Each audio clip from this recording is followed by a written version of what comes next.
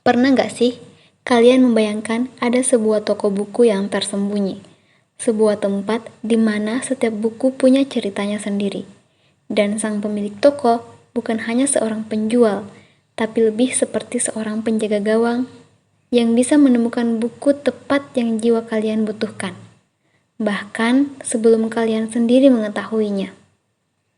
Itulah magic yang ditawarkan oleh novel Toko Buku Abadi, karya Yudi Herwibowo.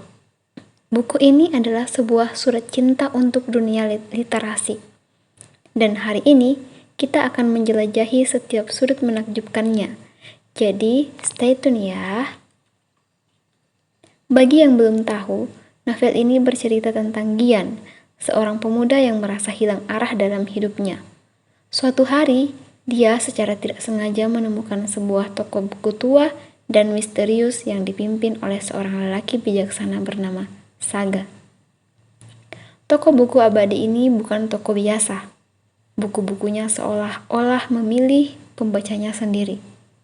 Tugas Gian yang kemudian magang di sana adalah menjadi seorang pencari buku, mendengarkan cerita dan masalah pelanggan, lalu menemukan buku yang bisa mengubah hidup mereka.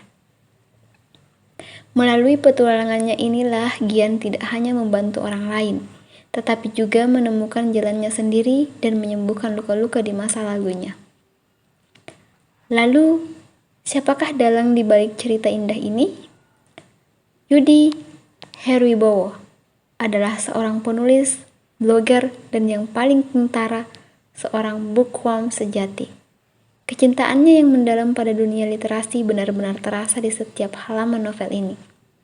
Dia bukan hanya menulis tentang buku, dia menulis tentang jiwa di balik buku, tentang komunitas pembaca, dan tentang bagaimana sebuah cerita bisa menjadi jembatan untuk menyembuhkan dan menghubungkan manusia.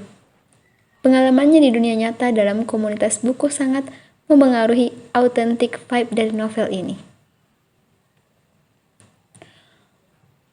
Ini adalah fantasi setiap pecinta buku. Premis bahwa ada toko buku yang memahami kebutuhan emosional kita adalah impian yang jadi kenyataan di dalam novel. Toko ini terasa hidup, berjiwa, dan menjadi karakter utama itu sendiri. Perjalanan Gian dari seorang yang lost menjadi seseorang yang menemukan tujuan sangat menyentuh. Karakter-karakter pendukung, dari Saga si pemilik bijaksana hingga para pelanggan dengan masalahnya masing-masing, terasa sangat nyata dan human. Setiap bab seringkali adalah cerita baru tentang seorang pelanggan yang datang dengan masalahnya. Kita diajak melihat bagaimana Gian dan Saga menemukan buku yang tepat untuk mereka. Struktur ini membuat novel terasa seperti kumpulan cerita pendek yang hangat dan saling terhubung. Mirip-mirip vibe dengan serial drama Korea yang heartwarming. Ini surga bagi bookworm. Novel ini penuh dengan rekomendasi buku-buku dari berbagai genre, dari klasik sampai non-fiksi. Siap-siap saja, to be read, list kalian akan meledak setelah baca ini. Jadi, siapa yang akan jatuh cinta pada buku ini? Yang pertama, pecinta buku dan bookworms.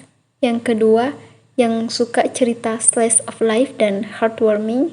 Yang ketiga, pencari inspirasi dan motivasi hidup. Dan yang keempat, penggemar sastra Indonesia modern. Secara pribadi, buku ini terasa seperti pelukan hangat. Ia tidak mencoba untuk mengguncang dunia dengan plot twist yang gelap, tetapi justru menghangatkan hati dengan kesederhanaan dan kedalamannya. Ini adalah buku yang comforting, yang membuat kalian merasa terlihat dan dipahami sebagai seorang pembaca. Yang perlu diingat, ini bukan novel dengan konflik tinggi atau thriller. Ritmenya lebih lambat, santai, dan kontemplatif. Jadi, jika kalian mencari sesuatu yang slow dan meaningful, ini adalah pilihan yang sempurna. Jadi, itu dia Toko Buku Abadi. sebuah perayaan atas kecintaan pada buku dan kekuatannya untuk menyembuhkan dan menyatukan kita.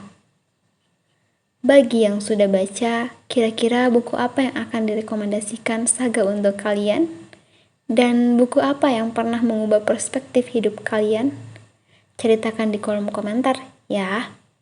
Jangan lupa like video ini jika kalian enjoy, subscribe untuk lebih banyak konten buku, dan nyalakan bel notifikasi agar tidak ketinggalan. Terima kasih sudah menonton dan semoga kalian segera menemukan toko buku abadi kalian sendiri. Sampai jumpa di video berikutnya.